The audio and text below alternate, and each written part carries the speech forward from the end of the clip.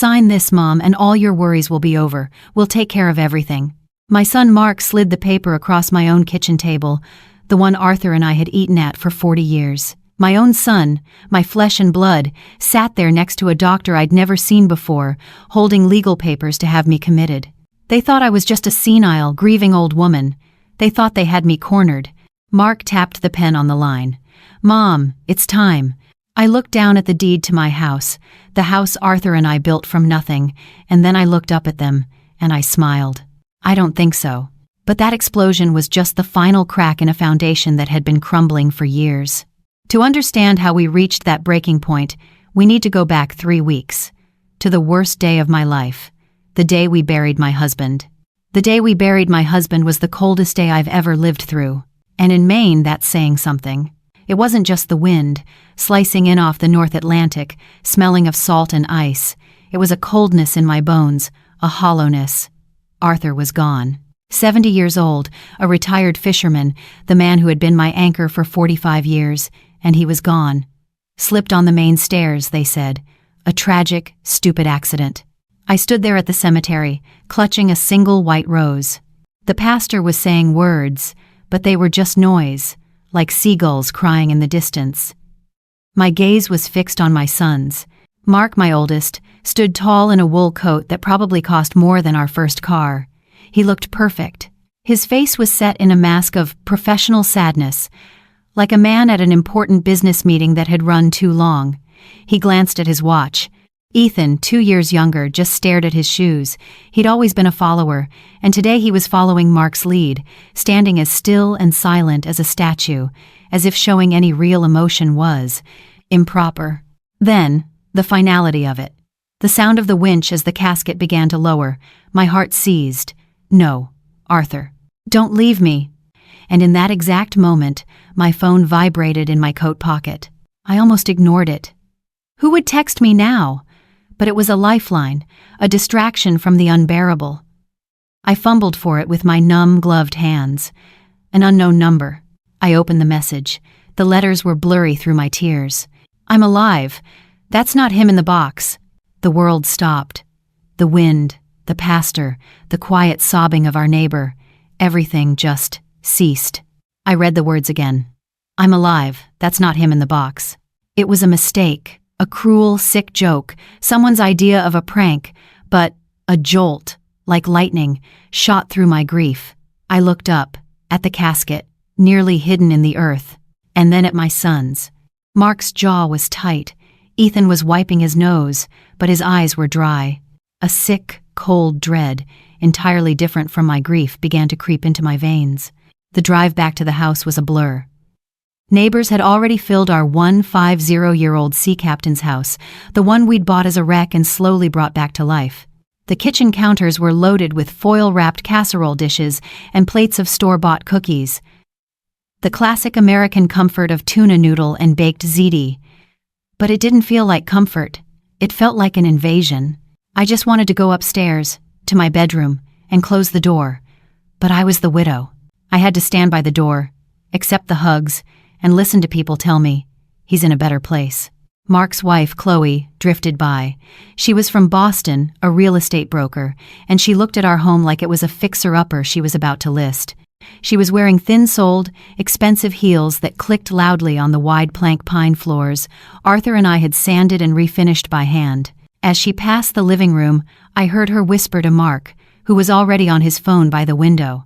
"This place smells like mildew, Mark. The staging alone will be a nightmare. We have to sell it, fast." Mildew. She called 150 years of sea air, of wood smoke from the fireplace, of dinners and Christmases and life. Mildew. I felt my hand tighten on the mug of bad coffee someone had pressed into it. This wasn't a place. This was our home. The scratches on the floorboards weren't imperfections.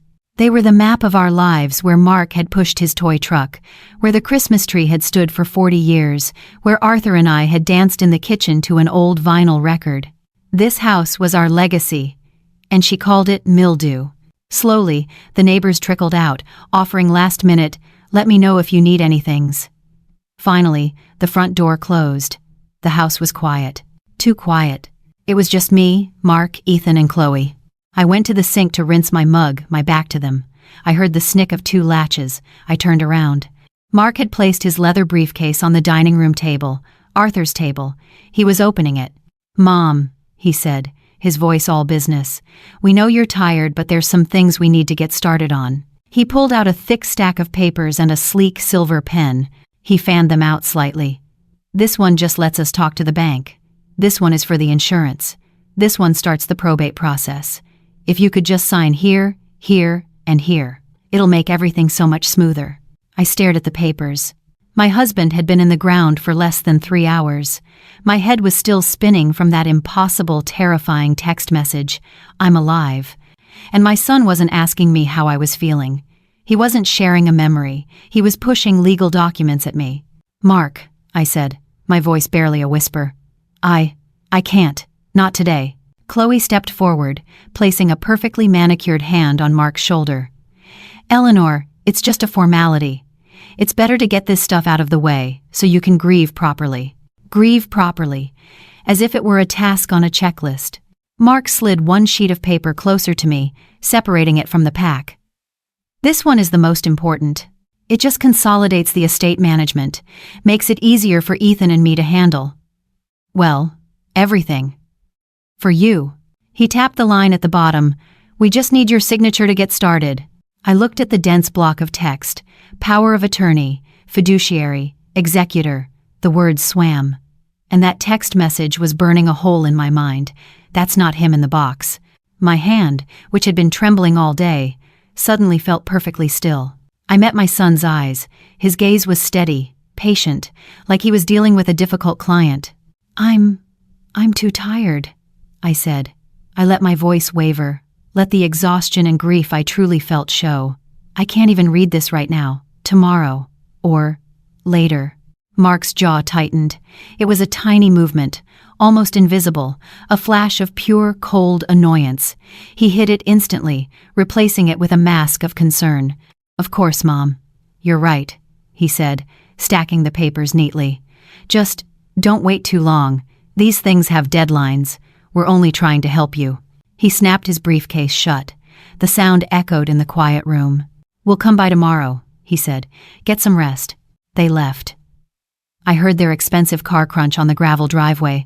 I stood alone in my kitchen, surrounded by food I would never eat. I walked to the window and looked out at the dark, churning ocean. They weren't trying to help me. They were trying to handle me.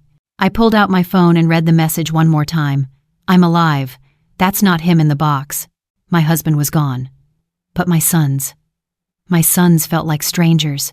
And for the first time in my life, standing in my own home, I felt completely, terrifyingly alone. I stood there in the quiet of my own kitchen, surrounded by the ghosts of 1,000 dinners and the smell of casseroles I'd never eat. The house, once so full of Arthur's laugh, now felt cavernous, empty. I felt utterly, terrifyingly alone. That text message on my phone was the only thing that felt real. I'm alive. It was insane. It was a lie. Arthur was gone. But then, that's not him in the box. What did that mean? A horrible, bureaucratic mix-up? A different man in that casket? No, that's not what it felt like. It didn't feel like a mistake. It felt like a warning. My fingers were stiff and cold, but they moved. I tapped on the screen, my breath catching in my throat. "Who are you?" I hit send. The whoosh sound seemed to echo in the kitchen. I stared at the screen, expecting nothing. A long wait. Maybe no reply at all. The ding of the reply was so fast, so sharp it made me gasp. My heart hammered against my ribs. "A friend of Arthur's. He didn't fall. Check the main stairs. He didn't fall." 4 words. They hung there in the air. I replayed the conversation from 2 days ago. Mark's voice on the phone, steady and controlled. "Mom, you need to come home. Dad had an accident. He fell down the stairs. The paramedics said he was gone instantly. His neck. It was all so clean, so efficient. A tragic accident, a 70-year-old man, a steep staircase. It was believable. It was what people would accept. I thought about those stairs. They were the spine of this house, old, steep, treacherous, if you were a stranger. But Arthur Vance was not a stranger. This was a man who had spent 45 years on the deck of a rolling trawler in the middle of a nor'easter. He had a fisherman's balance. My God, that man could walk the Kestrel's deck in 30-foot seas, holding a scalding cup of coffee and not spill a single drop. He had what the old-timers called sea legs, but for Arthur, it was just balance in his soul. I remembered just last winter, the big blizzard that knocked the power out for 3 days. The house was pitch black. I'd been scared, but Arthur, then 69, had laughed. I heard him run up those stairs, 2 at a time, to get the emergency box from the attic. His feet were so sure, so steady in the dark. He knew those stairs like he knew the lines on his own weathered hands. He didn't fall. Checked the main stairs. My legs felt like lead, but I made them move. I walked out of the warm kitchen into the grand, cold foyer. The moonlight streamed in through the tall Palladian window on the landing, painting the entryway in shades of silver and black. The house creaked and groaned around me, settling in the cold. It sounded like a ship at sea. Arthur always said it did. "She's a good old boat," he'd murmur when the wind howled. Tonight it didn't sound like a boat. It sounded like a tomb. I stood at the bottom of the staircase, my hand on the big, carved newel post at the base. It was cold as stone. I looked up. What was I checking for? It was just stairs. Blood? No. Mark said the paramedics had cleaned everything. "You shouldn't have to see that, Mom. How considerate." I thought about what Mark said. He must have slipped from the top landing. I began to walk up, one slow step at a time. The old oak was cold and smooth under my slippers. Halfway up, on the landing, I stopped. I looked at the railing. It was beautiful. Dark, heavy oak, carved by a shipbuilder 150 years ago. The railing was a thick, ornate rope of carved wood, held up by smaller, twisted posts. It had always been my least favorite thing to clean. The cleaning lady, Mrs. Pine, was good, but she was short. She always missed the very top of the wide, flat railing. The moonlight hit it just right, showing a faint, soft layer of gray. My hand was trembling. I didn't want to know. A part of me screamed to go back to my room, get in bed, and pretend this was all a nightmare. But I had to know. I raised my hand. I ran one finger along the top. Then, my whole palm, flat, from one post to the next. I pulled my hand back and looked at it in the moonlight. It was coated, thick, a fuzzy dark gray layer of undisturbed dust, as plain as day. It wasn't just a little. It was weeks of dust, the kind of dust that builds up in an old house by the sea. My mind raced. A person falls. A person stumbles on a steep staircase. What is the first thing you do? The only thing you do. You reach out. You grab. You claw at anything to stop yourself. If Arthur had slipped, his hand would have shot out to this railing. His fingers would have gripped it with all the strength he had. There would be a smear, a handprint, a clean, wiped-away streak where his palm had scrubbed the dust clean in that last, desperate, terrible second. I ran my hand further up, all the way to the top landing, pristine, untouched. I leaned against the wall, my heart a cold, hard knot in my chest. He didn't fall. Or, if he did, he didn't fight it. He didn't reach for the railing he'd held onto every single day for 45 years. The story was a lie. The text message, the paperwork, Mark's businesslike tone, Ethan's blank stare, Chloe's whisper about mildew. It all started to swirl together, a vortex of sick, dark colors. The man who texted me was right. Arthur didn't fall, which meant something else had happened. Something done to him. I looked down at the dust on my hand. It was the only piece of truth I had. The cold I'd felt at the cemetery, that bone-deep chill, that was grief. This was terror, and it was coming from inside my own house. This house, the one Arthur and I had poured our entire lives into. This wasn't just 4 walls and a roof. It was our testament. I sank down onto the bottom step, the one Arthur had replaced just last summer, the fresh-cut pine still smelling sweet. I looked at the gray dust on my palm, and all I could see were his hands. My God, his hands! They weren't nice hands, like my son's had. They weren't smooth, soft hands that lived on keyboards and held expensive pens. Arthur's hands were a roadmap of a life lived on the ocean. They were thick with calluses, scarred from hooks and nets, the fingernails often stained. When he'd touch my face, it felt like rough sawn lumber and pure safety all at once. When we bought this place, everyone in town said we were crazy. We were 25, just married, with nothing but a beat-up Ford truck and a few $100s in a savings bond from my aunt. The house was the sea captain's folly. A wreck on a bluff, windows boarded up, paint peeling like a bad sunburn. It was more of a skeleton than a house. But we had us, and we had our hands. I remember the nights we worked until our muscles screamed. I was waitressing double shifts at the Portside Diner, coming home at midnight, my apron smelling like coffee and fried clams, my feet so swollen I could barely get my keds off. I'd walk in, and Arthur would be on his knees in the living room, hammering down new subfloor by the light of a single work lamp, his face streaked with sweat and sawdust. We'd sit on the porch, too tired to talk, sharing a single beer, watching the moonlight on the water. We weren't just fixing a house, we were building a life. Those hands of his. They rewired this entire place, using a how-to book from the library. They built the bookshelves in the living room, solid oak, the ones Mark and Ethan would later fill with their college textbooks. They laid the stone for the fireplace, piece by piece, hauling the rock up from the beach below. When the boys were little and had nightmares about monsters, those were the hands that held them, that rubbed their backs and made the world right again. We were builders. That's what Arthur always said. There are two kinds of people in this world, Ellie, he'd say, nursing his coffee at the kitchen table. Builders and takers. We build things. We built this home. We built our family. We built a life of dignity from salt water and hard work. But our sons, they weren't builders. They were something else. We made sure they were smart. We scrimped and saved. We went without, so they could go to good colleges, something neither of us ever had. We wanted them to have choices, to not have to break their backs on a boat in the freezing dark. And they took to it. They went to Boston.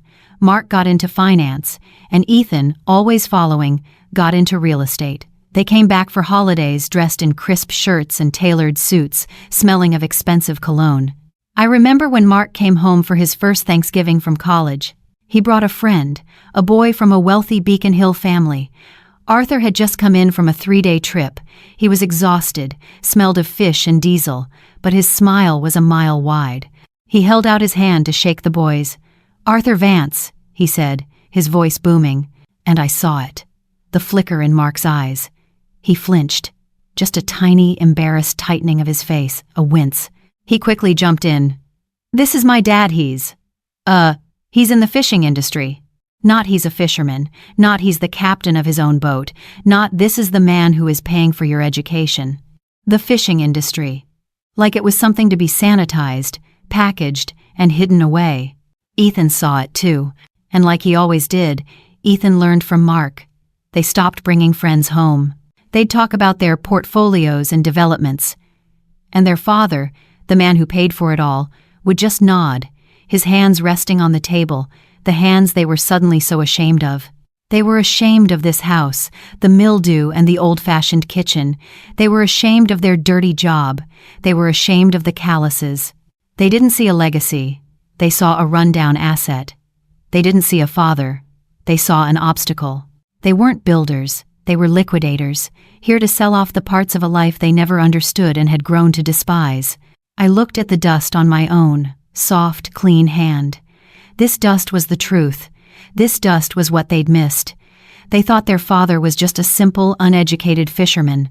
They thought their mother was just a grieving, old woman. They forgot who we were.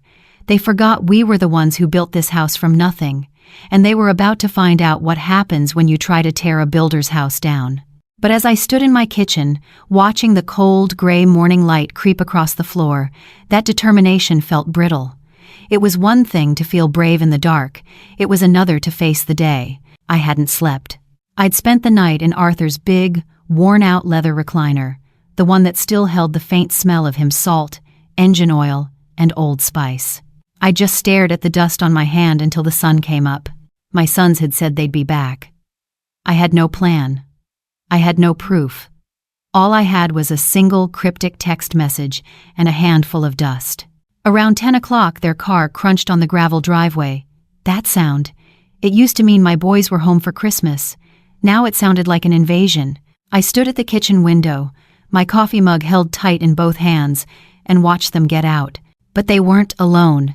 A third person emerged from the back of Mark's gleaming black BMW. A woman. She was blonde, looked to be in her 40s, and was wearing a crisp, navy blue pantsuit. She was holding a leather-bound clipboard and had a smile so bright it looked painful. She looked like she was here to sell me a timeshare. I opened the front door before they could knock. The cold air hit my face. "Mom," Mark said, his own smile just as wide and fake as the woman's. "You're up. That's great." He gestured to her. "This is Brenda. Brenda, this is my mother, Eleanor. Brenda is an elder care transition specialist." An elder care what? The title hung in the air, a piece of cold corporate jargon that had no place in my home. Brenda stepped forward, her hand outstretched, her smile locked in place. "Eleanor, it is such a pleasure. I'm with Sunrise Senior Living. You might know our properties. We just opened a gorgeous new campus over in Portland. Just beautiful." I was in the area visiting another client, and Mark and Ethan thought it would be a wonderful opportunity for me to just pop in. Say hello. Pop in. My husband's funeral was yesterday. I was still wearing the black sweater I'd slept in. The nerve of it, the sheer, breathtaking audacity, it left me speechless. I didn't take her hand. I just looked at it until she awkwardly pulled it back. "Mom, we're just going to show Brenda the house," Ethan mumbled, his eyes fixed on the floorboards. He wouldn't look at me. "Just to, get her opinion." "An opinion on what?" I asked, my voice flat. "Oh, just on the livability of the space," Brenda chirped, stepping past me into the foyer as if she'd been invited. She was a whirlwind of false cheer, her eyes darting everywhere. "Oh, what a charming property. So much character." She walked into the living room, running a finger over Arthur's bookshelves, the ones he built with his own hands. And so much history. Then she stopped and turned to the main staircase, the place where my husband supposedly died. My, she said, her voice dropping an octave. "Those are quite the stairs, aren't they? That's a very steep climb." I saw Mark and Ethan exchange a look. "That's exactly what we're worried about, Brenda," Mark said, his voice dripping with practiced concern. "Dad, well, that's where he fell, right from the top landing." Brenda turned to me, her face a mask of deep professional empathy. "Oh, you poor, poor dear. That must be so traumatic, to have to see that spot, every single day." I felt my blood run cold. She was good. She was very good. She was reframing my home, my life, as a trauma site. "In our facilities," she continued, "everything is single level, ramps, handrails. It's all designed for safety and peace of mind." They moved to the kitchen, my kitchen, the heart of this house. Brenda's eyes landed on my big old Garland stove. The stove I'd cooked 20,000 meals on. "Wow, a classic. At Sunrise, all our appliances are state-of-the-art. Induction cooktops, no open flames, no heavy pots to lift, no risk of forgetting a burner is on." She smiled at me, a bright, tight smile, as if we were sharing a little secret about my failing mind. "Forgetting. And the community?" she went on, finally opening her clipboard. "That's honestly the best part, Eleanor. 3 meals a day, prepared by a chef. No more worrying about shopping, or cooking, or nutrition. We have water aerobics. We have book clubs. We have guest lectures from the university. It's like a cruise ship that doesn't move. A cruise ship. A prison. A pastel-colored holding pen where they take your keys, tell you when to eat, and call it a community." I had run the books for Arthur's entire fishing business for 30 years. I had managed this property. I had raised 2 sons who now apparently thought I was incapable of boiling a pot of water without burning the house down. I had been independent since I was 16 years old. It was the core of who I was. Arthur and I were a team. We depended on each other, not on specialists. I'd had enough. I placed my coffee mug down on the granite countertop. It was the only thing I'd had all morning. The clink of the heavy ceramic on the stone was sharp and loud. It was the only sound in the room. Mark, Ethan, and Brenda all stopped talking. They all looked at me. "Brenda," I said, and I was surprised at how calm and clear my voice sounded. "I am 68 years old.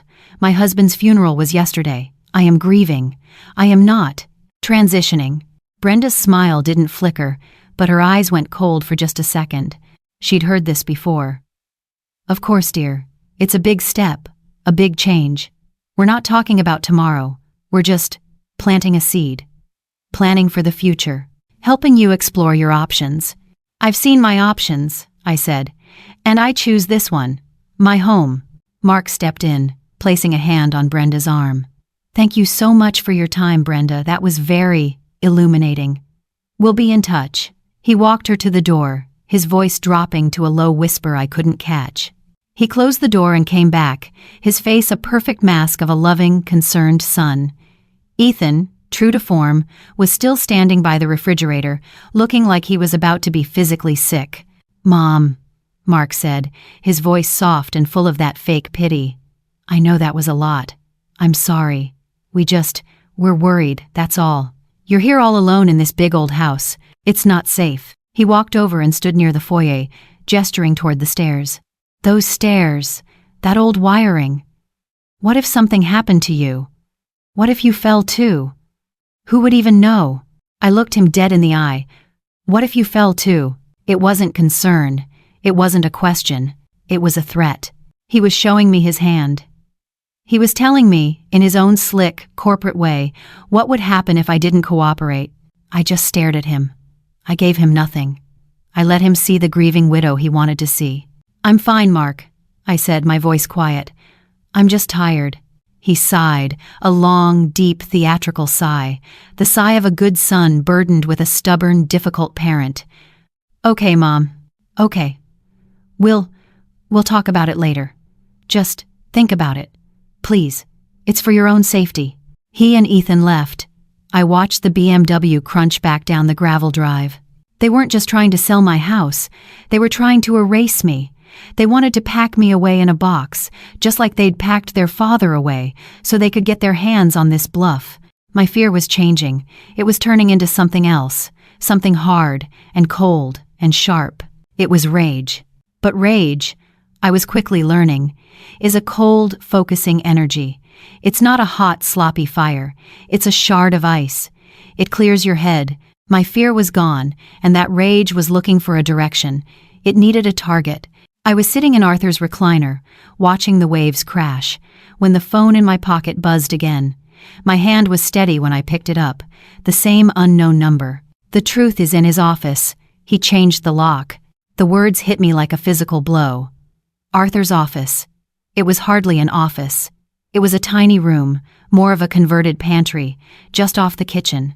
It was his one true sanctuary in the house, a place that smelled of old paper, pipe tobacco, a habit he'd quit 20 years ago, but the smell never left, and the sea. He kept the books for the boat in there, his old navigation charts, his tide tables, and 1,000 paperbacks. And the door was never locked.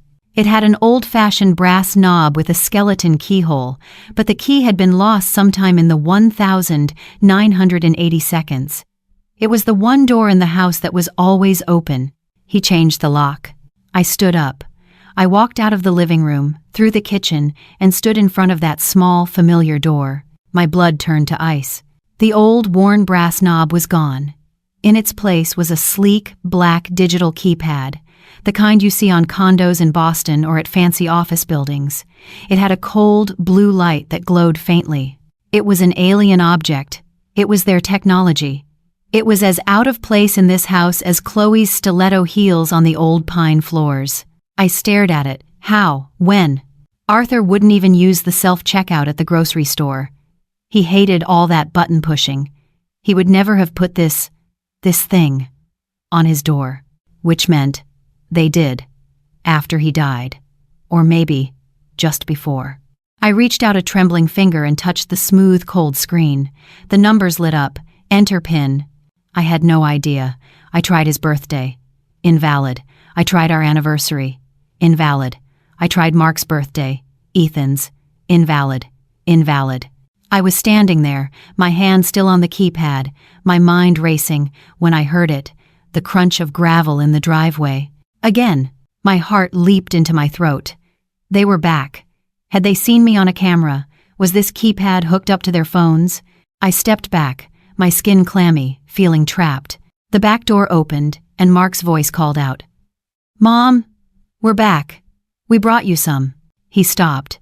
He and Ethan were standing in the kitchen doorway, staring at me, at my hand, still hovering near the lock. Silence. A thick, heavy, awful silence. Mark's eyes were cold. Ethan just looked sick. "Mom," Mark said, and his voice had lost all its fake softness. It was flat. "What are you doing?" I was caught. My mind was blank. All my newfound rage, my focus, it just evaporated. I was a 6-8-year-old woman in a bathrobe, caught trying to break into a room in her own house. And in that second of pure panic, a new voice, a different voice, came from some deep, cold, calculating part of me I never knew existed. "Play the part. Play the part they wrote for you." My hand, which had been frozen in the air, began to tremble. I let it. I widened my eyes. I let the genuine tears of fear and confusion well up. I looked from the lock, to Mark, to Ethan, as if I had no idea how I'd gotten there. I stammered, my voice cracking. I don't know. I looked at the door. I was looking for Arthur's reading glasses. I thought I left them in here. Mark's face didn't change, but he took a step closer. He looked at the keypad, then back at me. "Mom, this is Dad's office." "I know," I whispered, clutching the collar of my robe. I forgot. I forget things." "Dad locked this door, Mom," Mark said, his voice slow and patient, the way you speak to a child. "He locked it about a month before his accident." I blinked. He did." "Yes," Mark said, and he even managed to look sad. He was getting paranoid, Mom. He was starting to misplace things. He was getting confused. He was worried people were touching his papers." He sighed. "We were worried about him. He insisted on this lock. He said it was the only way he felt secure." It was a brilliant lie, a masterpiece. It explained the lock. It dismissed anything strange Arthur might have said before he died. And, best of all, it planted the seed. It normalized the idea of paranoia, of senility, like father, like, this was my moment. This was the pivot. I could fight him. I could call him a liar. Or I could use it. I let out a small, broken sob. I leaned against the door frame, as if my legs couldn't hold me. Oh God. Paranoid? My Arthur? He never told me. I looked up at Mark, my eyes swimming with tears I hadn't faked. He was confused. I put my hand to my head. "Oh dear. Now I'm all mixed up. I don't know why I'm standing here. I must be forgetting things. I'm so confused lately." I watched them, and I saw it. The look, it passed between them, as fast as a seagull's shadow. It wasn't pity. It wasn't concern.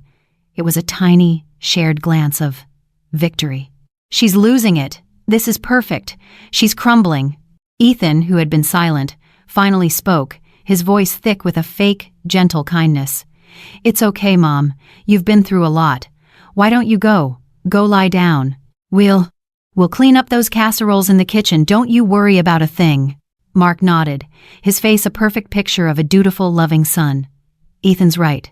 Go rest. We'll handle everything." I nodded, shuffling my feet, looking at the floor. Yes, I think I'll do that. I'm just so tired." I let them watch me as I shuffled, frail and broken, past them and up the main stairs. The stairs I now knew were a crime scene. I didn't stop until I was in my bedroom, the door closed and locked. I stood there, my back against the wood, for a full minute, my heart pounding, not from fear, but from the performance, the adrenaline. I went to my nightstand. I pulled out the bottom drawer. Tucked under a stack of old scarves was a simple, spiral-bound notebook from the CVS, the kind I used to use for grocery lists. I opened it to the first blank page. I picked up a pen. My hand was perfectly steady. I wrote, "They're lying about the lock. They're lying about Dad being paranoid." Then I underlined the next sentence twice. "But they believe I'm confused." Good. I stared at that last word in my notebook. Good. It was a cold, unfamiliar word.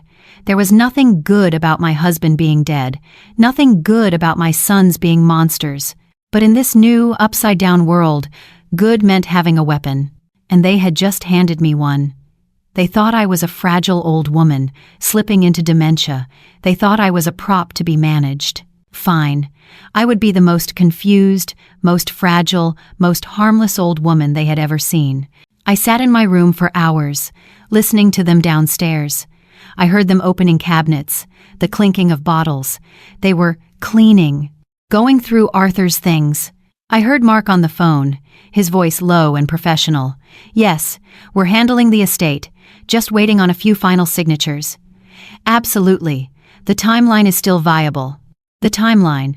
A timeline for what? Selling my home? Selling me? I needed more.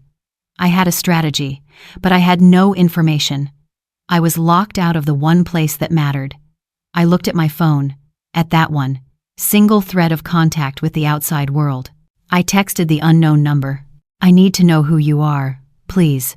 They brought a woman here today, from a senior home. They're trying to put me away. They think I'm confused, I'm scared. I waited. The bubble appeared, then vanished. Then, finally, a reply. Tomorrow, 10 a.m., the Portside Diner. Sit in the back booth. The Portside Diner. My heart gave a painful lurch. The Portside. That's where I'd worked for almost 20 years. It was where Arthur had first asked me out, sliding onto a chrome stool at the counter, his hands, even then, scarred from the nets. He'd ordered a black coffee and a piece of my lemon meringue pie, and he'd looked at me. He'd looked at me like I was the only person in the world. It was our place. Whoever this was, they knew what they were doing. The next morning I dressed carefully. I played the part. I put on an old, shapeless cardigan, the one with a small coffee stain on the sleeve. I'd never been able to get out. I didn't brush my hair properly. I walked downstairs, looking frail. My sons were in the kitchen drinking coffee at the table like it was any other day. "Mom," Mark said, his voice bright. "You're up. You sleep okay?" I think so," I whispered. I was going to walk into town, to the diner, for some air. I made sure to stumble over my words, to look lost. Mark and Ethan exchanged that look again. Perfect. Let the confused old lady go for a walk. What harm can she do? That's a great idea, Mom, Ethan said, jumping up. Get some fresh air. Do you need one of us to come with you? No, I said, a little too quickly. I softened my voice. No, I need to be alone. Just for a little while. Of course, Mark said, already turning back to his laptop on the table. You be careful. I walked out of my own house, feeling their eyes on my back. The 2-mile walk into town was cold, the wind sharp off the water, but I didn't feel it. I was walking on pure, cold adrenaline. The Portside Diner was exactly the same chrome, the same red vinyl booths, the same smell of old coffee and bacon. Marge, who had been a bus girl when I was the head waitress, was behind the counter. She saw me, and her face fell into a mask of pity. Oh, Eleanor, honey, I'm so sorry about Arthur. Can I get you? I'm just meeting someone, Marge, I said quietly. I couldn't look her in the eye. I couldn't bear her real, honest sympathy. Not now. I slid into the back booth, the one that looked out over the harbor. I ordered a black coffee I knew I wouldn't drink. My hands were shaking in my lap. Was this a trap? Was this one of their friends, trying to get me to say something? At 10:01, a man slid into the booth across from me. He wasn't what I expected. He wasn't a corporate shark like Mark or a shadowy figure. He was just a guy, maybe 50. He looked tired. He wore a rumpled tweed jacket, and he looked like he could have been an off-duty cop or a high school history teacher. He didn't say anything for a moment. He just looked at me, his eyes kind but appraising. Mrs. Vance, he said, his voice low. My name is Russo. I'm a private investigator. My breath caught. Who hired you? Your husband, he said. The words just hung there. The air left my lungs. Arthur? But why? He hired me 6 weeks ago, Russo said, pulling a small, worn notebook from his jacket. He said his sons were acting strange, pressuring him about money. He said he felt hunted. His word. He wanted me to look into their finances. He was worried they were going to try to con you. I just stared. Arthur. My Arthur. He knew. He'd been scared. He'd been alone in this, trying to protect me, and I hadn't even seen it. The paranoia Mark had invented. It wasn't paranoia. It was the truth. Your husband was a smart man, Mrs. Vance, Russo said gently. He was a lot smarter than they were. What did you find? I whispered. Russo's face darkened. He leaned in. I found that Mark and Ethan are in a financial hole so deep they'll never climb out. Mark's finance job is a house of cards.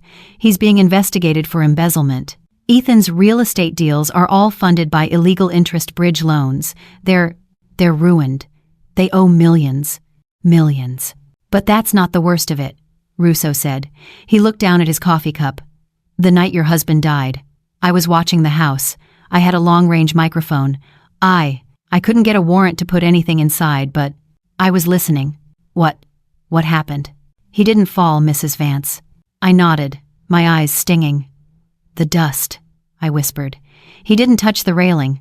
Russo's eyes shot up, his expression sharp. What? The railing. It was covered in dust. He never grabbed it. Russo just stared at me, a new respect in his gaze. My God. You're right. He didn't fall.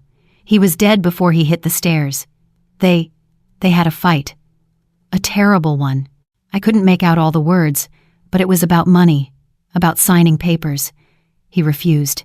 And then, I heard the sounds, a struggle. I heard him yell, and then it went quiet. Too quiet. What did they? I could barely breathe. His heart medication, Mrs. Vance, the paramedics. They would have just seen a 70-year-old man with a bad heart, a broken neck from a fall. Natural causes, complicated by the accident. But I know, they forced an overdose. They held him down, and then they threw him down the stairs to cover it. A sob tore out of my chest, raw and ugly. I clapped my hand over my mouth. Marge looked over, concerned. I just shook my head. Why didn't you go to the police? I choked out. Because your sons are smart, Russo said, his voice hard. They're liquidators, as your husband called them. They bribed the ME to rush the autopsy and the cremation. There's no body, Mrs. Vance. There's no toxicology report. It's my word, a P.I. on a long-shot mic against 2 grieving sons. It's not enough. They'd paint me as the ghoul, harassing a bereaved family. I felt the hope drain out of me. So there's nothing. They're going to get away with it. No, Russo said. He leaned in again. That's why I'm here. That's why I texted you. Arthur was smarter. He knew this might happen. He knew they'd try to lock up his office. He said, they'll lock it, but they're not smart enough to guess how I'd lock it from them. What do you mean? He told me, if they get me, Russo. My Ellie is the only one who can get them. She's the only one who knows. He told me to tell you just one thing. Russo looked around the diner, then back at me. The key to his office is the Osprey's Nest. The words hit me. The Osprey's Nest. It wasn't a password, it wasn't a key, it was a memory. It was the name of our first boat. A tiny 20-foot lobster boat, barely seaworthy, with a leaking hull and a sputtering engine. We'd bought it with our wedding money, and we'd named it the Osprey's Nest because it was so small and high on the water. It was the boat Arthur had used to build his business. It was the boat I'd learned to navigate on. It was the boat our sons had been conceived on, during a long, warm summer night out by the islands. It was our beginning. It was the first hard-won piece of our legacy. My sons, they wouldn't even remember the name. It was just another embarrassing piece of their humble past. But I remembered. Oh, I remembered. Russo stood up. He put a $10 bill on the table for the coffees.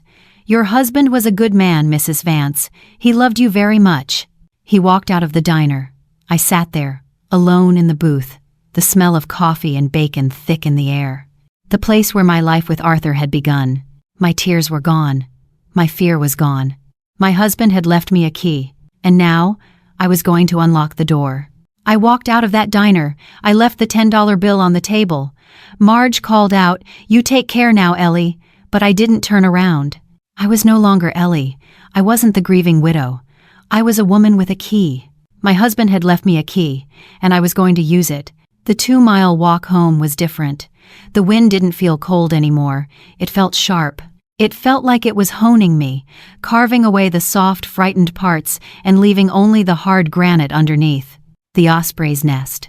I could see it, clear as day. That little beat-up boat. Arthur, young and strong, laughing as he pulled me aboard. The name, painted in lopsided, proud white letters on the stern. My sons. They'd been on that boat. They'd spent their childhood summers on it. And they'd forgotten it.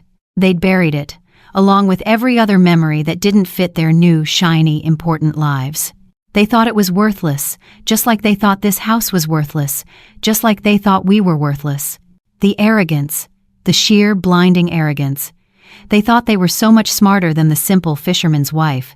They hadn't just underestimated their father, they had underestimated me. When I got to the house, their BMW was still in the drive. Good. I pushed open the back door, letting it bang against the wall. I shuffled into the kitchen, my head down, my shoulders slumped. I let my hair fall into my face. Mark and Ethan were at the table, laptops open, surrounded by papers. They looked up, annoyed by the interruption. "Mom," Mark said, "you were gone a while." I looked at him, my eyes wide and empty. I let them swim with tears. I got lost. "Lost," Ethan said, standing up. "On the way to the diner? You've walked that path 1,000 times." "I know," I whispered, wringing my hands. I got to the main street, and I couldn't remember which way to turn. A nice lady, she had to help me. I let a single pathetic tear roll down my cheek. "Mark, I think you're right. I'm so confused. I'm scared." I watched them. I watched that look pass between them, the look I was starting to depend on. It was a cocktail of annoyance, impatience, and confirmation. She's really gone.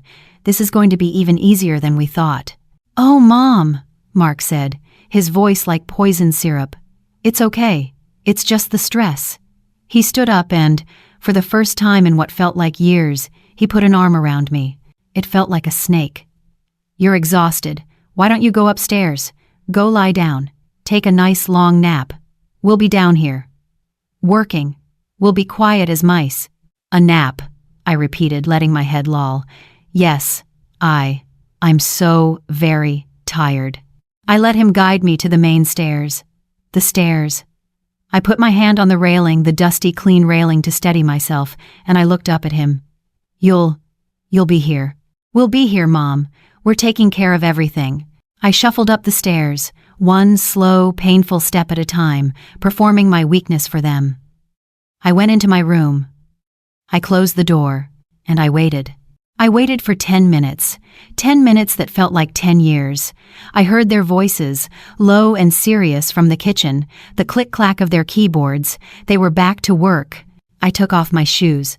In my stocking feet, I slipped out of my room, quiet as a shadow.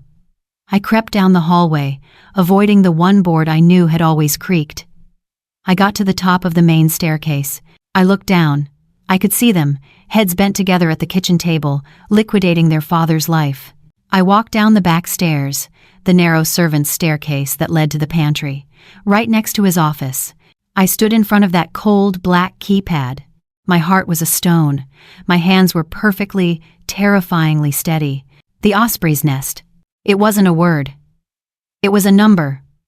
The number's on a phone. Arthur and I. We'd been poor, but we'd been meticulous. We kept records. We had to.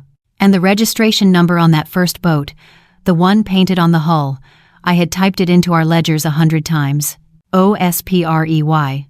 On a keypad, 677739.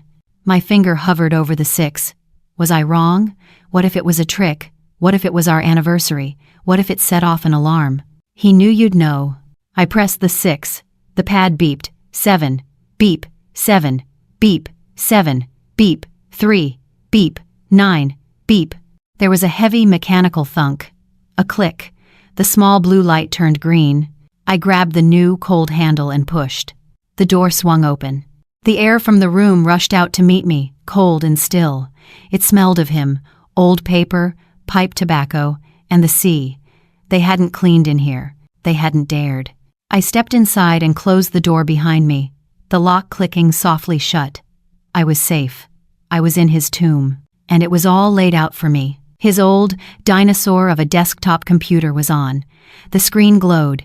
He'd left it for me. He knew I would be the one to find it. It wasn't a cloud drive. It was simpler. It was an email, open on the screen. An email he'd written to me, to my old, unused email address. An email he'd saved as a draft. The subject line was, "The Osprey's Nest, read me Ellie." It was a digital breadcrumb trail. A list of links, a digital last will and testament. My hands were shaking as I clicked the first link. It was a folder on his hard drive. Finances. It was all there. Scanned bank records. Loan agreements. It was exactly as Russo had said. But it was worse. The numbers were staggering. Mark and Ethan weren't just in debt. They were drowning in it. $2 million. More. Threatening letters from lenders. People who didn't sound like they worked for a bank. They weren't just ruined. They were in danger. I clicked the next link. The Bluff. A series of PDFs opened. Architectural drawings. Development plans. My eyes scanned the words. The Gold Bluff Resort and Spa. A multi-billion-dollar project. And I saw our house, our property.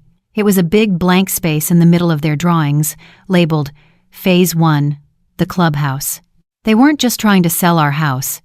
They were the linchpin, our mildewy old house, our worthless piece of land. It was the key to the whole thing. They hadn't just been ashamed of their past. They'd been trying to buy it and tear it down.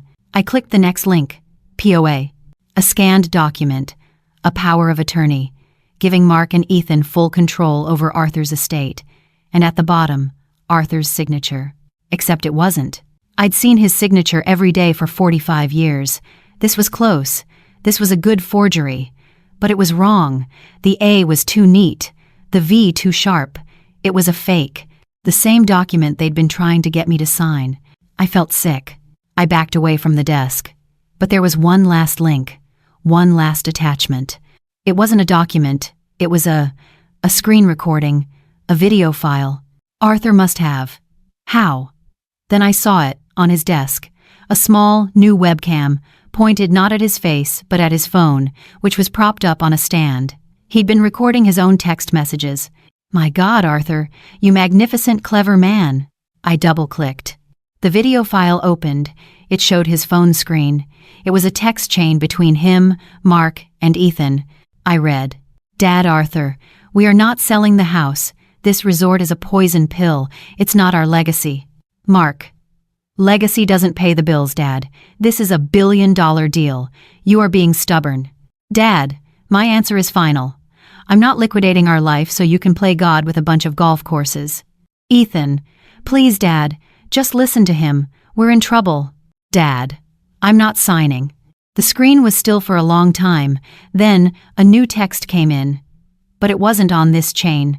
Arthur must have opened a different one. It was a chain between Mark and Ethan. Arthur. My God. Arthur had Mark's phone. Or his password. He'd logged in. I was reading my son's private messages to each other. Mark to Ethan. He won't budge. He's going to ruin us. Ethan to Mark. What do we do? We're dead. They're going to come for us, Mark. Mark to Ethan. No. He's an old man. His heart is bad. We've been telling everyone he's confused. Ethan to Mark. What are you saying? Mark to Ethan. I'm saying his medication is on his nightstand. He's stubborn. He won't take the pills. A long, sickening pause. Mark to Ethan. So we have to make times him. Tonight? I stopped breathing. The room went black at the edges. Mark to Ethan. Then he falls. It's tragic. He was old. He was confused.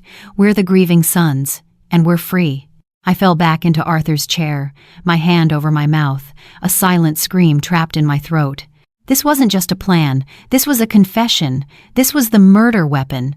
I looked at the screen, at those cold, black and white words. My sons, my babies. The grief was gone. The fear was gone. The rage was gone. There was nothing left inside me at all. just a cold, hard, empty space. A digital tomb, right here in my husband's office. I reached out. My hand was no longer shaking. I clicked File, Save As. I saved the video. I saved the emails. I saved everything.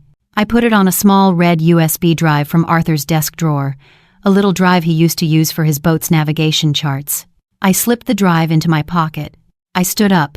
I turned off the monitor, and I walked out of the office, closing the door, hearing that heavy, final thunk as the lock engaged. I was no longer Eleanor Vance, the grieving widow. I was Eleanor Vance, the executor. I slipped the small red USB drive into the pocket of my old cardigan. It was barely the size of my thumb, but it felt as heavy as an anchor. It was the entire ugly truth. It was the murder weapon, the motive, and the confession, all in one. I had the bomb. Now I had to get it out of the house. I took a deep breath. I put the mask back on. I forced my shoulders to slump, my hand to tremble. I shuffled out of the office, making sure the door was firmly shut behind me, that thunk of the lock settling back into place. I had to get to my room. I had to call Russo. I had to get this thing out of the house. I walked into the kitchen, my head down. Mark and Ethan were exactly where I'd left them, but the mood had changed. The pretense of working was gone. They were standing by the window, looking out at the driveway, agitated. They were done waiting.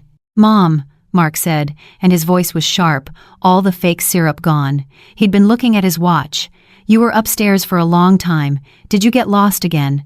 I looked up, my eyes wide and watery. I think I fell asleep. I'm sorry. I'm just so..."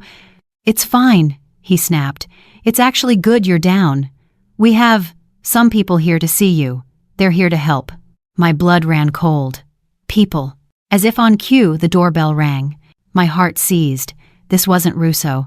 It was too soon. This was them. I didn't move. I just stood there, a stone in the middle of my own kitchen, my hand clutching the USB drive in my pocket. Mark walked to the front door. I heard him greet two men. His voice was all business. "Thank you for coming on such short notice. She's right in here." Two men walked into my kitchen. The first was a small, neat man in a suit, carrying a worn leather briefcase. He looked like a small-town lawyer, the kind who handles wills and divorces. The second man, he was the one who made my stomach drop. He was older, with a shock of white hair and a deeply serious expression. He wore a crisp white shirt, a tie, and a dark blazer. And tucked into the pocket of his blazer, like a prop in a play, was a stethoscope. This wasn't Brenda. This wasn't a sales pitch. This was the final act. "Mom," Mark said, his voice brimming with false sincerity. "This is Dr. Allister, and this is Mr. Brody, our family attorney. Gentlemen, this is my mother, Eleanor." Dr. Allister stepped forward. He smelled of stale coffee and an expensive musky aftershave that tried too hard. He didn't offer a hand. He just looked at me, his eyes appraising me like a piece of livestock. "Mrs. Vance," he said, his voice deep and reassuring. "Your sons have been sharing their deep concerns about your well-being. Your recent confusion, your memory lapses, your disorientation. They're very, very worried about you." He hadn't asked me a single question. He hadn't said, "Hello." He was already delivering a diagnosis. "I've been reviewing your case," he continued. "Your age, the sudden traumatic loss of your husband, and frankly, Eleanor, all the signs point to a severe grief-induced psychosis, a state of profound confusion." I'm just tired," I whispered, my hand tightening on the drive in my pocket. "He's a fake. He's a liar. But he's a doctor, and they'll believe him." "Of course you are," the doctor said, patting the air. "Which is why I've taken the liberty of signing a preliminary physician's emergency certificate. It's a precaution. It allows us to get you somewhere safe, somewhere quiet, where you can be evaluated, indes, of noe, properly, away from all this." He gestured around my kitchen, at my home, as if it were the source of an infection. The words, certificate, evaluated, somewhere safe. It was a legal kidnapping. This was it. This was the gaslighting made real, signed and stamped by a man with a medical degree. Mr. Brody, the lawyer, stepped forward. He was the closer. He placed his briefcase on Arthur's table and snapped it open. The click was loud as a gunshot in the quiet room. "Mrs. Vance, this is just a formality," he said, his voice thin and reedy. "The doctor's certificate gives us the legal right, as your son's counsel, to ensure your safety. We have a car waiting outside, a very nice, private car. They'll take you to the Sunrise facility in Portland, just for a 72-hour hold, just to rest and talk." I was trapped. I was acting terrified, but the real screaming panic clawing at my throat was, the USB, the truth. They'll take me, and the truth will stay in my pocket. It will be useless. "A car? Now," I stammered, looking at Mark. "But my things. I can't." "It's all taken care of, Mom," Mark said. His voice was ice. The mask was completely gone. He was no longer a son. He was a liquidator. "We just have one last piece of paper for you to sign before you go," he said, turning to the lawyer. "It'll make everything cleaner, Mr. Brody." The lawyer pulled out a different document. Not the committal papers. Those, I realized, were already a done deal. This was something else. This was the prize. He slid it across the table. "The deed to my house." "This is the deed, Mrs. Vance," the lawyer said. "And this," he tapped another paper, "is a durable power of attorney. Your sons, as your new fiduciaries, will be managing your assets in your absence. This just gives them the authority to, well, to handle the mildew problem, as it were, to prepare the estate for liquidation." There it was. My home, my life, my legacy, an asset to be liquidated, just like their father. Mark picked up the paper, moved it directly in front of me, and placed a sleek, heavy, silver pen on top of it. It looked like a weapon. "Sign the house over, Mom. It's time." I looked at the paper. I looked at the pen. I looked at my sons, these two strangers who had murdered my husband for this very moment. "But, Mark, Ethan," I let my voice crack. I was stalling. How could I get to Russo? How could I make the call? I was trapped between a corrupt doctor, a crooked lawyer, and two murderers. "Please, Mom," Ethan whispered from the corner, his voice shaking. He couldn't even look at me. Just sign it. It's for the best. It's all for the best." Dr. Allister sighed, a sound of pure, put-upon impatience. "Now, Eleanor, this agitation, this is exactly what we were worried about. It confirms the diagnosis. If you won't sign this voluntarily, we'll just have to have Mr. Brody petition the court. And given my medical opinion of your incapacity, it will be granted by a judge this afternoon. This just saves everyone the time and the fuss. It was a perfect trap. Sign my life away or be declared legally insane, and then they'd take it anyway." The car was outside. The doctor was here. The lawyer was waiting. I had the entire truth in my pocket, and I was one signature away from being erased. Mark tapped the pen on the paper. Tap, tap, tap. "Mom, the car is waiting. Sign the paper. All your worries will be over. We'll take care of everything." I looked at the pen. I looked at the signature line. Slowly, my hand trembling, I reached out and picked up the pen. It was a beautiful pen, heavy, cold, and silver, a CEO pen, the kind of thing Mark would buy. The kind of thing Arthur would have called a $10 pen with a $100 suit on. I held it over the paper. The signature line, Eleanor Vance, the last act of erasing myself. The room was absolutely silent. The only sound was the scratching of the lawyer's pen as he initialed a corner of the document, and the low, impatient huff of Dr. Allister's breathing. He was already thinking about his drive back to Portland. Mark was staring at the paper, his jaw so tight I thought it might crack. Ethan was staring at the wall, a ghost in his own crime scene. They thought they had won. They thought this was the end. I looked at the line, Eleanor Vance. And in my mind I saw the text message, "He won't take the pills, so we have to times make times him, tonight." I saw the dust on the railing, thick and undisturbed. I saw the name of our first boat, the Osprey's Nest. I saw my husband, a man who built his life with his hands, murdered by the sons he had raised with those same hands. I felt the small, hard rectangle of the USB drive in my pocket. Arthur's final, desperate act of love. His legacy. His proof. The trembling in my hand stopped. It didn't just stop, it became perfectly, unnaturally still. The exhaustion, the grief, the confusion, it all just burned away, like a fog evaporating in a hard, cold wind. What was left was pure, clean ice. I looked up. Mark's eyes met mine. He was expecting to see a broken, senile old woman. He didn't. I smiled. It wasn't a nice smile. It was the smile of a woman who had absolutely nothing left to lose, and therefore had all the power in the world. I set the pen down on the table. A quiet, deliberate click on the old oak. I don't think so. The words were quiet, but they cut through the room like a razor. Mark's face didn't move, but the color drained from it. "Mom, what did you say?" Don't be difficult," I said. I repeated, my voice as cold and clear as the ocean in January. "No." I turned my chair slightly to face the doctor. The man who had just tried to steal my mind. "Dr. Allister," I said, my voice conversational, "you really should have checked your own files before you came here. Your license to practice in the state of Massachusetts was suspended 3 years ago. For moral turpitude. Fraud, wasn't it? Falsifying medical records for an insurance company. You see, my husband and I were builders. We read the fine print. And we read the local newspapers. You're not a doctor, you're a high-priced con artist." The doctor's face went from professional concern to a blotchy, terrified red. He half rose from his chair. This is slander." "Is it?" I asked. "Or is it fact? I wonder what the state medical board here in Maine would think of a suspended doctor, practicing without a license, signing committal papers for a woman he's never met. That's a felony, isn't it?" I didn't wait for an answer. I turned to the lawyer. "And you, Mr. Brody, attesting to the mental state of a client you've never spoken to, conspiring to defraud an elderly woman of her primary residence?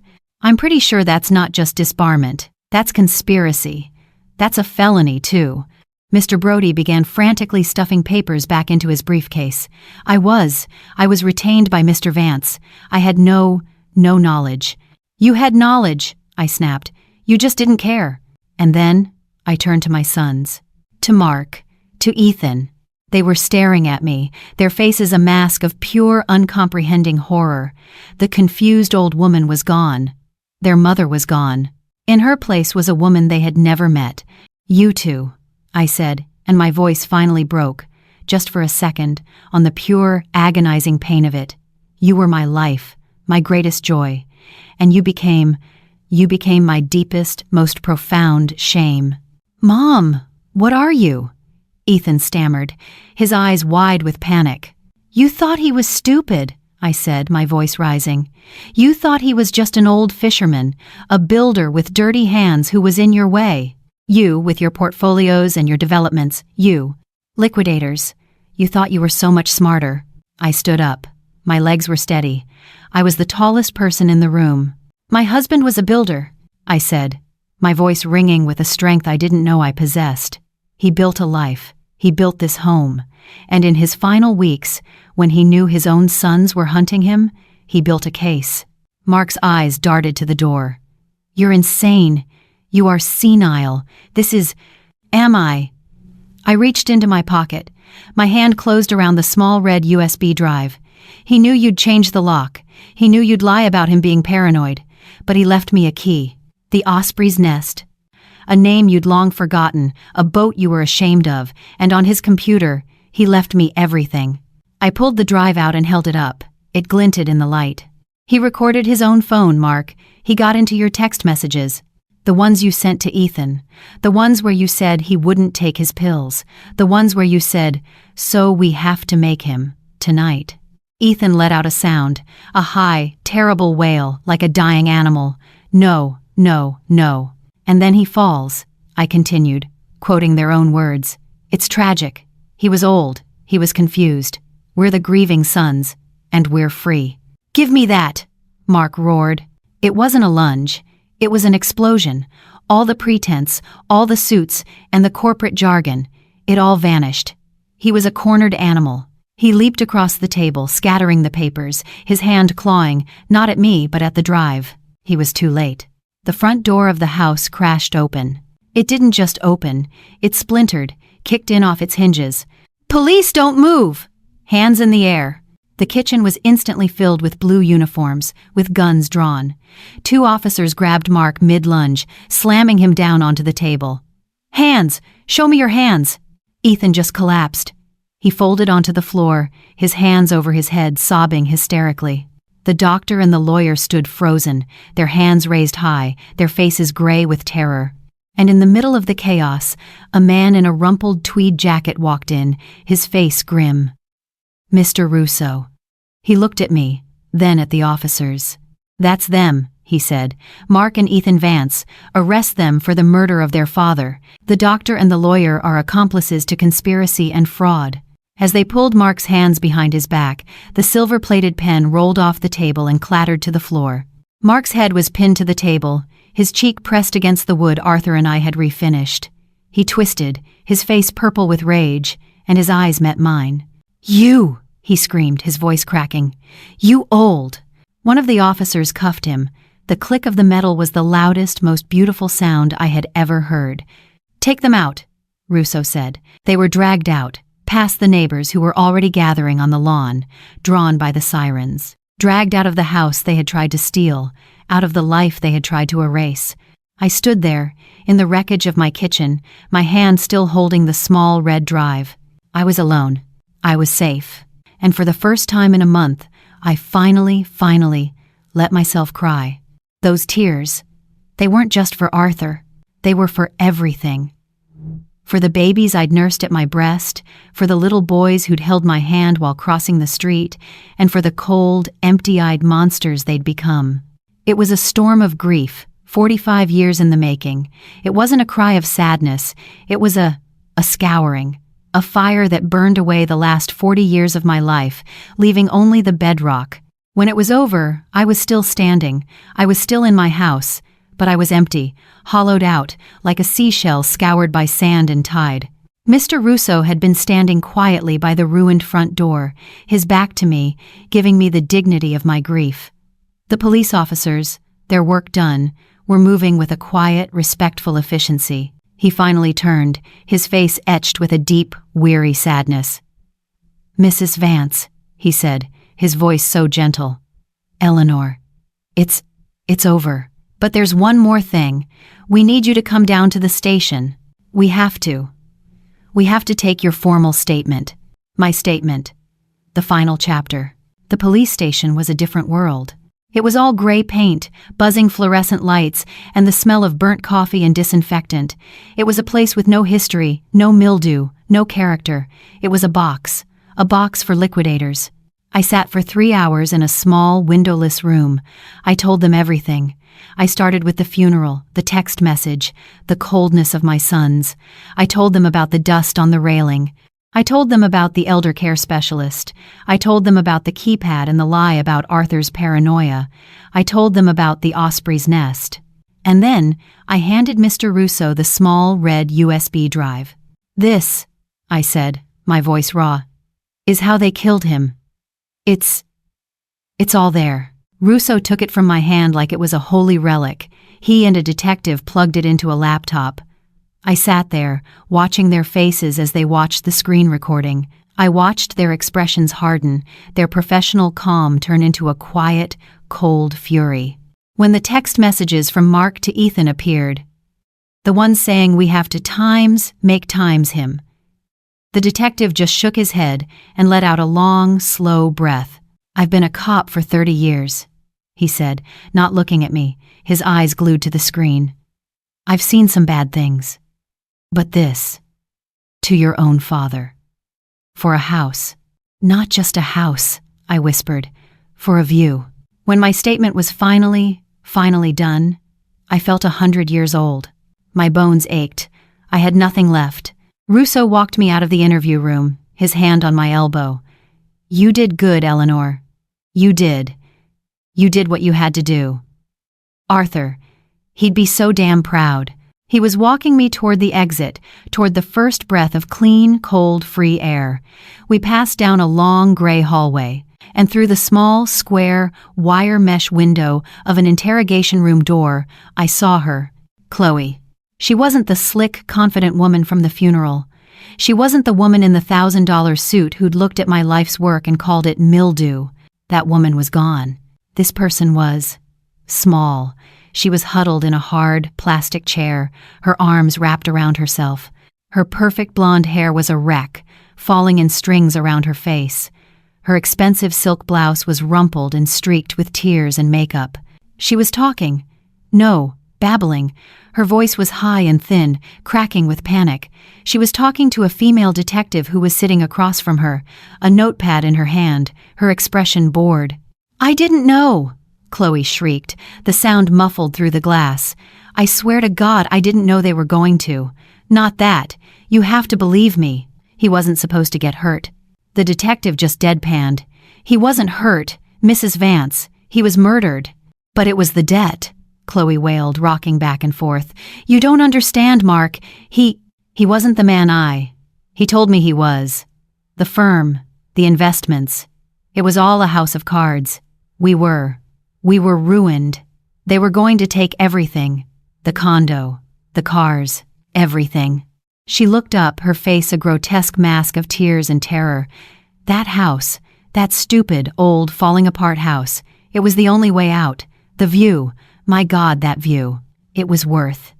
It was. She stopped. Her own words hung in the air. It was worth. She whispered, her voice breaking. "I just wanted the house. I just wanted the view." I told him he wasn't a real man until he fixed it. I told him his father was a stubborn old. Oh, God. She covered her mouth, a new, dawning horror on her face. Not the horror of what her husband had done, but the horror of her own role in it. And there it was. The lesson. She was the gasoline. She was the one who had poured her shame, her liquidator values, all over my sons. She was the one who had told them that their father's legacy wasn't a treasure, but a burden. That his life wasn't a gift, but an obstacle. That their own blood wasn't as valuable as a view. She hadn't forced the pills down Arthur's throat. She hadn't thrown him down the stairs, but she had been the poison in their ear. She had held the pen that signed his death warrant long before they ever put one in my hand. The detective just looked at her, her face like stone. "You knew they were pressuring him. You knew they were forging documents. You knew he was an obstacle to a multi-billion-dollar deal. And you pushed them?" The detective stood up. "Mrs. Vance.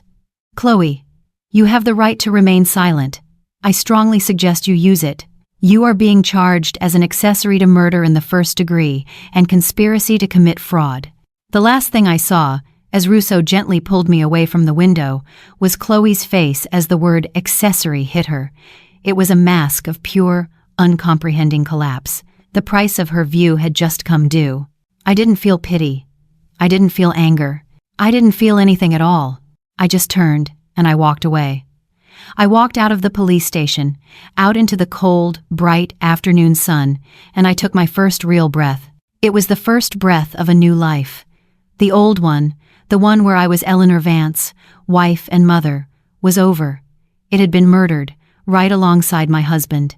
The months that followed were a gray, sterile blur of legal proceedings. The trial was the talk of New England. The press called them the Liquidator Sons.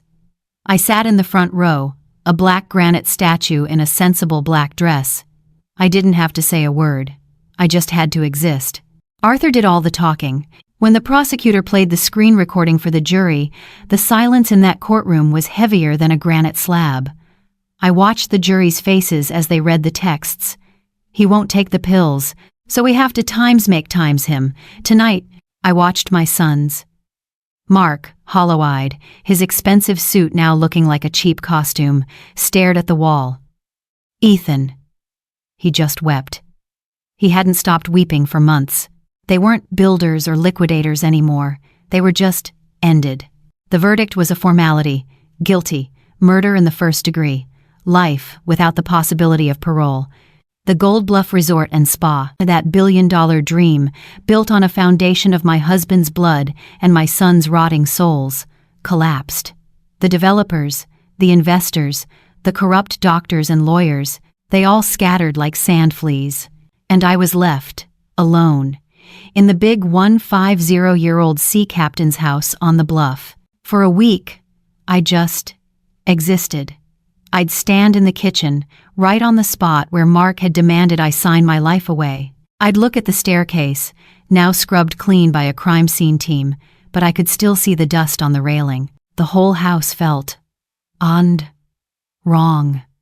It was a crime scene. It was a tomb. It wasn't mildew I smelled. It was greed. It was shame. And it was in the very walls. I couldn't live there, but I couldn't sell it.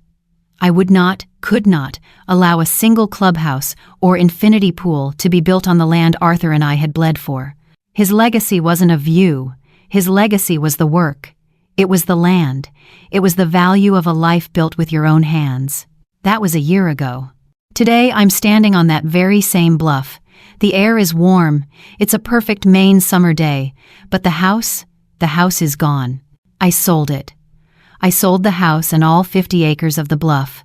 I sold it for exactly $1 to the State of Maine Conservation Trust. Where my kitchen table once stood, there's a simple wooden bench facing the sea. Where the treacherous main staircase used to be, there's now a gently sloping, grassy path that leads to a scenic overlook. A group of children are flying a bright red kite, their laughter catching on the wind. A young family is spreading out a picnic blanket, right where my living room used to be. Near the path, there's a large, rough-hewn granite boulder. Carved into its face, deep and permanent, are the words, "The Arthur Vance Memorial Park. Open to the public. Donated in memory of a man who built his life here." This is his legacy. This is his view. Not locked away for the wealthy, but given back to everyone. This, I think, is what a builder does. And the rest of the money.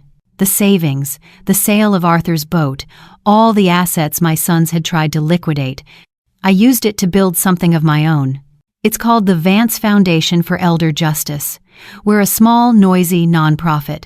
We fund legal aid for seniors who are being gaslit by their families. We hire honest PIs, just like Rousseau, to find the truth. We fight the sunrise consultants and the corrupt doctors.